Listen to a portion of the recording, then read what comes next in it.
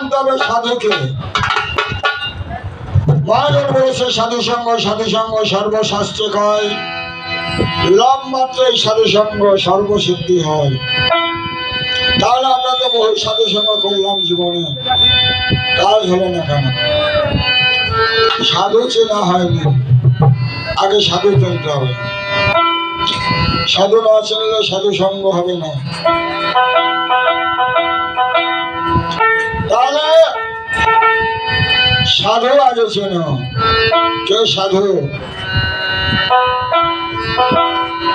সাধু আমার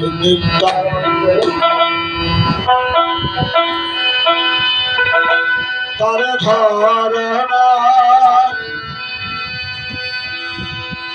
আর নেতায় ভজলে গৌর পাবে, অভাব রবে না।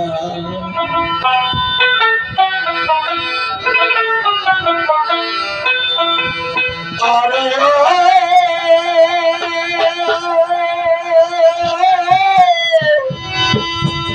পাগল মোড়াবা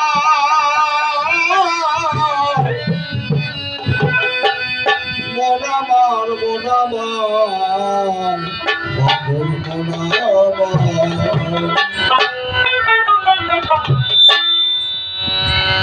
কি তবে জ্বালা যাবে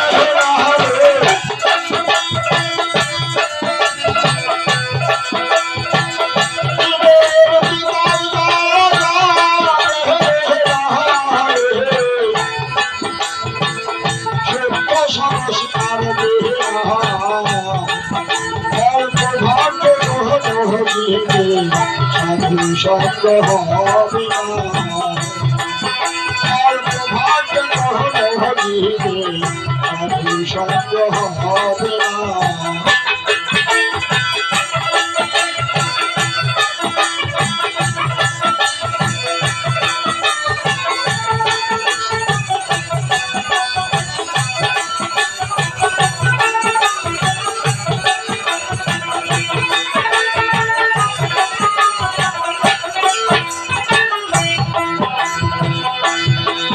বহু জন্মের ভাগ্যের ফলে সাধুর কুলে,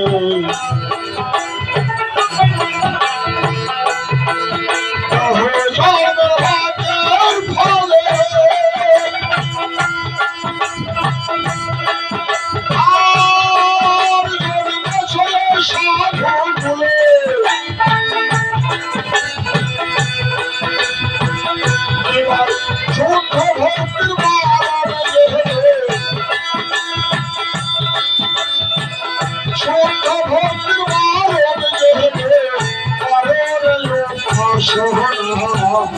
অল্প ভাগ্য সাধু শব্দ হবে না, অল্প ভাগ্য সাধু শব্দ হবে না।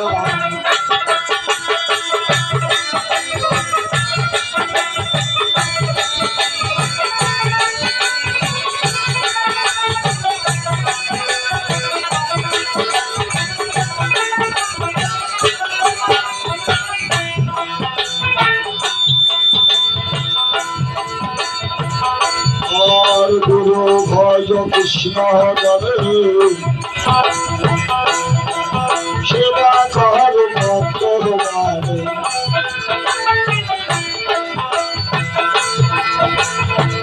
গুরু ভজ কৃষ্ণ করে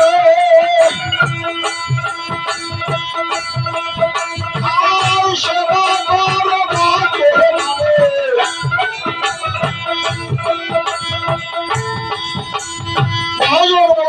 সেবা বলে সত্য বস্তু কখনোই পাই। সেবা কাকে বলা হয়? এবার আমরা ঠাকুরের সামনে ফলমূল অনেক কিছু নিয়ে থাকে, তাই না? কেউ ঠাকুর সেবা করে? সেবা না করলে কাজ হবে না। তাই বলছে সেবায় সন্তুষ্ট, সেই সেবা যদি না করে কিসের সন্তুষ্ট? তাই বলছে এই যে ঠাকুর ঘরে গেলে ঠাকুর,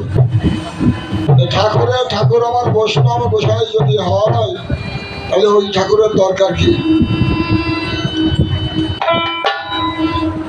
ওই ঠাকুরের দরকার লোক দেখানো। লোক দেখানো ঠাকুরের সেবা করলে হবে না। ঠাকুর তোমার ঘরে একবার ভেবে দেখো না।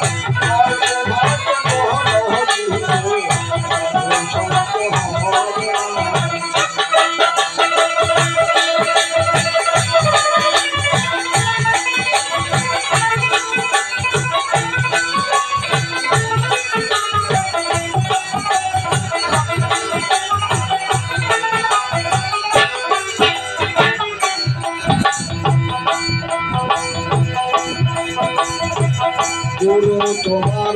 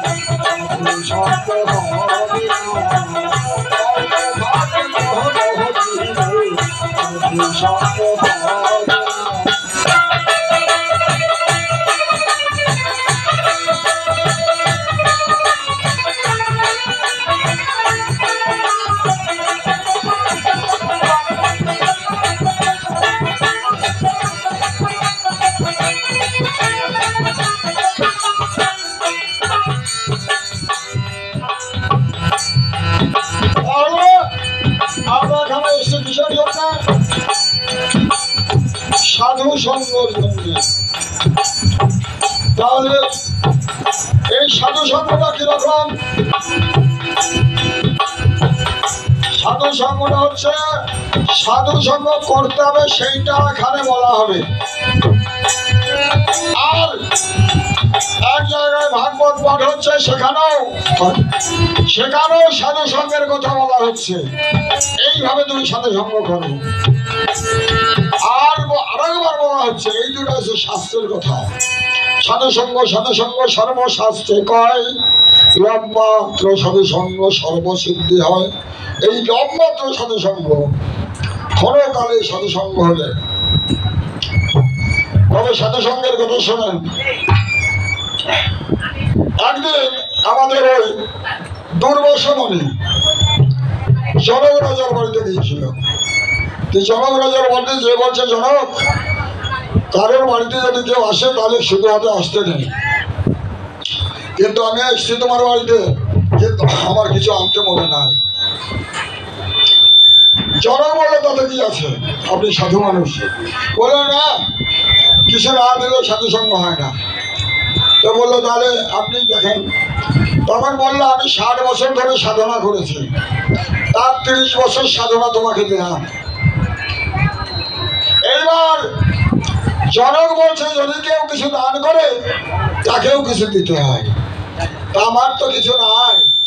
রাজা বলছে আমার কিছু নাই, আমি এক দণ্ড সাধু সঙ্গ করেছিলাম, সেই সাধু সঙ্গের অর্ধেকটা তোমাকে দিলাম।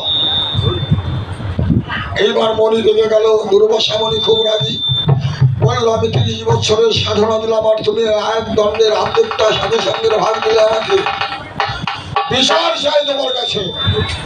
বললো আমি ঠাকুর বিচার করতে পারবো না। বললো চলো ব্রহ্মার কাছে।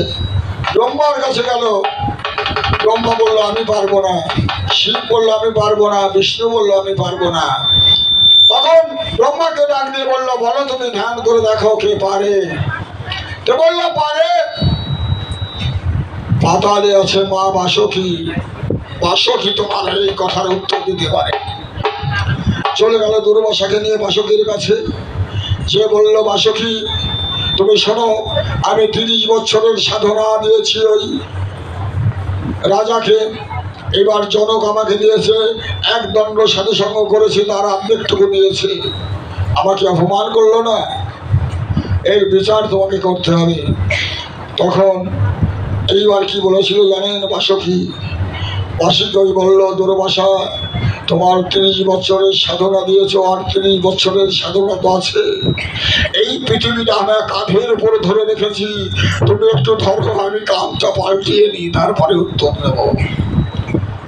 জনকে ওই কথা শুনে, বাসকির ওই কথা শুনে যে এই পৃথিবী কাঁধের উপর ধরে রাখতে হবে, আমি পারবো না, পালিয়ে গেল, অনেক দূরে দাঁড়িয়ে আছে। তখন জনককে বললো জনক তুমি কি পারো?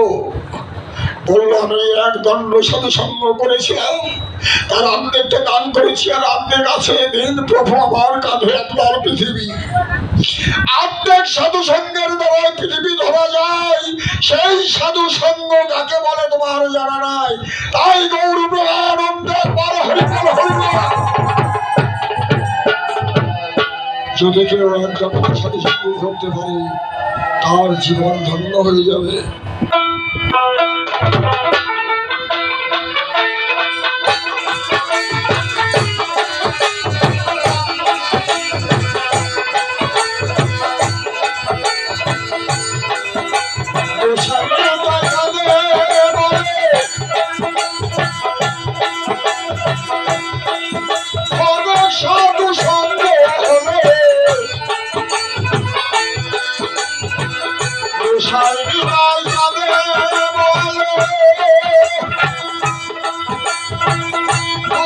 সাধু সঙ্গ হলে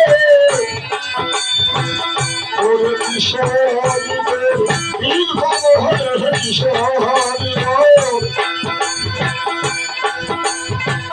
কিশোরী করে নির্ভব হলে লোকের প্রেমে শোনা অল্প ভাগ্য